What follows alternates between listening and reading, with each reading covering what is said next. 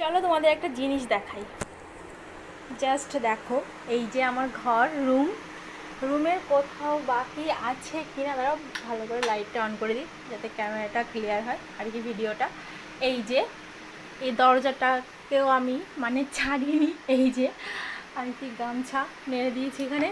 আর এই যে এখানে একটা স্ট্যান্ড, এইখানে আলমারি, আর শোকেসের উপর দিয়ে এখানে কিছু জামা দিয়েছি। এই যে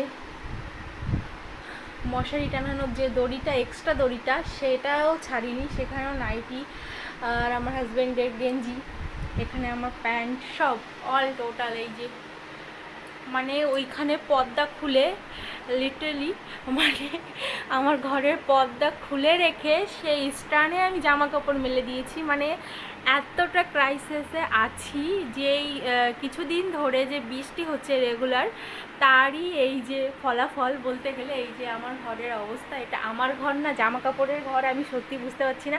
আমার মশারি সব কিছুতে, সব জায়গায় ভিজে জামা কাপড় নেড়ে দিয়েছি জাস্ট শুকানোর জন্য, কারণ ভিজে জামা কাপড়ের যে দুর্গন্ধটা হয় সেটা সহ্য করা যায় না। তো সেটার থেকে বাঁচার জন্য এই পদ্ধতি আমার নেওয়া। এই যে হচ্ছে পুরো দেখাতে পাচ্ছি না, যাই হোক বুঝে নিও।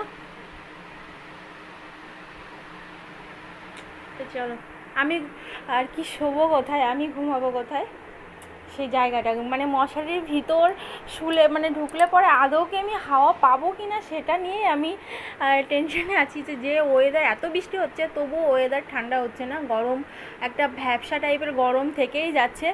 বাট আমি এই যে আমার বিছানা, তো আমি এখানে ঢুকলে মানে শুলে পড়ে যে আমি হাওয়া পাবো কিনা জানি না, কারণ পুরো মশারির উপরটা কাভার করা জামা কাপড় দিয়ে, ভিজে জামা কাপড় দিয়ে। তো চলো